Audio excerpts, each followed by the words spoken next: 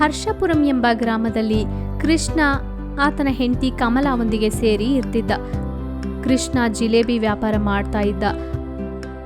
ಆತನು ಮಾಡೋ ಜಿಲೇಬಿನ ಊರಿನವರೆಲ್ಲ ಇಷ್ಟವಾಗಿ ತಿಂತಿದ್ರು.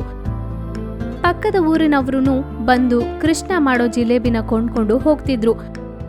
ಒಂದಿನ ಪಕ್ಕದ ಊರಿಂದ ಸರ್ಪಂಚ್ ಕೃಷ್ಣ ಹತ್ರಕ್ಕೆ ಬಂದ. ಇಲ್ಲಿ ಜಿಲೇಬಿ ಮಾರೋ ಕೃಷ್ಣ ನೀವೇನಾ?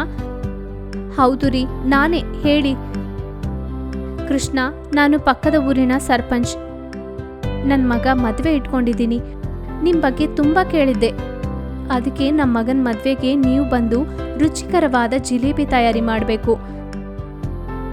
ತಪ್ಪದೆ ಸರ್ಪಂಚ್ ಅವರೇ, ನೀವು ಹೇಳಿದ ಹಾಗೆ ನಾನು ಬಂದು ಜಿಲೇಬಿ ಮಾಡ್ತೀನಿ. ಅದು ಸರಿ, ಮದುವೆ ಯಾವ ತಾರೀಕು ರೀ? ಈ ತಿಂಗಳು ಕೊನೆಯಲ್ಲಿ ಇಟ್ಕೊಂಡಿದ್ದೀವಿ ರೀ ಅಂತ ಸರ್ಪಂಚ್ ಹೇಳಿ ಅಲ್ಲಿಂದ ಹೊರಟೋದ್ರು. ಆ ತಿಂಗಳು ಕೊನೆಯಲ್ಲಿ ಕೃಷ್ಣ ಸರ್ಪಂಚ್ ಅವ್ರ ಮನೆಗೆ ಹೋಗಿ ಜಿಲೇಬಿ ತಯಾರು ಮಾಡ್ದ.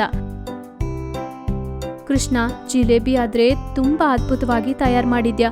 ನೀವು ಮಾಡಿರೋ ಜಿಲೇಬಿ ಸುವಾಸನೆಯೊಂದಿಗೆ ಊರೆಲ್ಲ ತುಂಬೋಯ್ತು ಅಂತ ಅನ್ನುತ್ತಾ ಕೃಷ್ಣಗೆ ಹಣ ಕೊಟ್ಟು ಕೆಲವು ಜಿಲೇಬಿಗಳು ಸಹ ಪ್ಯಾಕ್ ಮಾಡಿ ಇರಿಸಿದ್ದ ಸರ್ಪಂಚ್. ಕೃಷ್ಣ ಆ ಹಣ ಮತ್ತು ಜಿಲೇಬಿಗಳು ತಗೊಂಡು ಮನೆಗೆ ಹೊರಟ. ಕತ್ತಲಾಗೋದ್ರಿಂದ ಅಡವಿಲಿ ಹೋಗ್ತಾ ಇದ್ದ.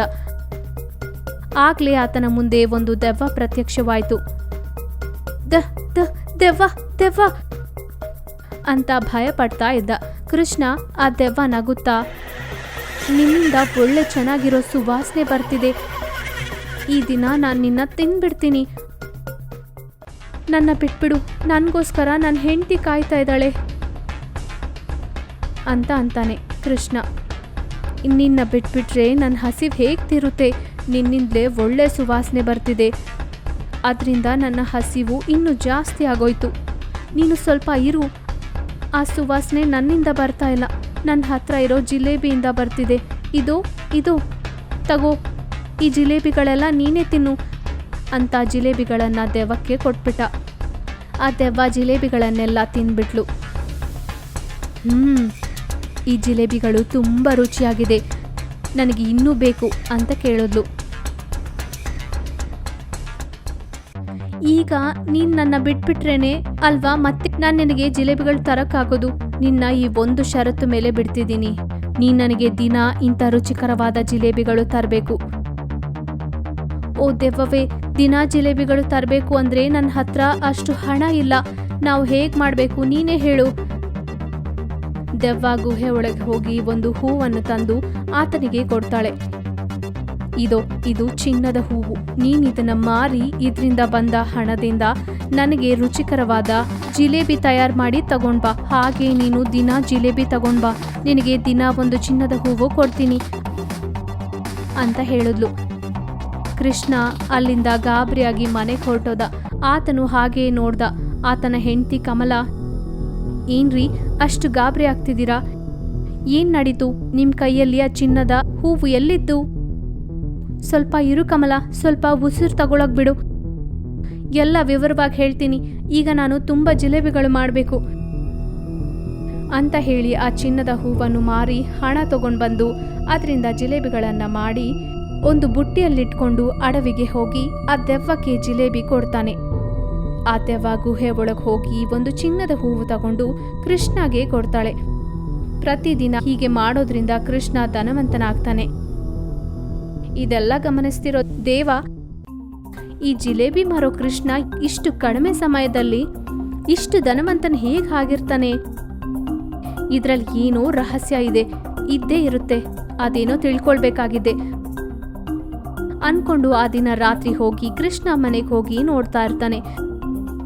ಕೃಷ್ಣ ಜಿಲೇಬಿಗಳು ಮಾಡ್ತಾ ಇದ್ದಾಗ ಕಮಲ ಆತನ ಹತ್ರಕ್ಕೆ ಬಂದು ಹೀಗೆ ಕೇಳ್ತಾಳೆ, ಇದೆಲ್ಲ ಏನ್ರಿ ನಿಜಕ್ಕೆ? ಏನ್ ನಡೀತಿದೆ? ಈ ದಿನ ನನಗೆ ಗೊತ್ತಾಗಬೇಕಾಗಿದೆ. ಸರಿ, ಈ ದಿನ ನಿನಗೆ ಎಲ್ಲ ಹೇಳ್ತೀನಿ ಅಂತ ನಡೆದಿದ್ದೆಲ್ಲ ಕಮಲಾಗೆ ಹೇಳ್ತಾನೆ. ಇದೆಲ್ಲ ಗೋಡೆಯಿಂದ ದೇವ ಕೇಳ್ತಾನೆ. ಓಹೋ, ಇದೇ ನಿಜಕ್ಕೆ ವಿಷಯ. ಈ ದೆವ್ವ ಅಂತ್ಯ ನೋಡ್ತೀನಿ ಅನ್ಕೊಂಡು ಅಲ್ಲಿಂದ ಹೊರಟೋಗ್ತಾನೆ ದೇವ. ಮರುದಿನ ದೇವ ಒಂದು ಮಾಂತ್ರಿಕನನ್ನು ಕರ್ಕೊಂಡು ಅಡವಿಗೆ ಹೋಗ್ತಾನೆ. ಆಗ್ಲೇ ಆ ದೆವ್ವ ಅವ್ರ ಮುಂದೆ ಪ್ರತ್ಯಕ್ಷವಾಗುತ್ತೆ. ಏನೋ ಸ್ವಾಮೀಜಿ, ನೀನು ಇಲ್ಲಿಂದ ಹೊರಟೋಗು.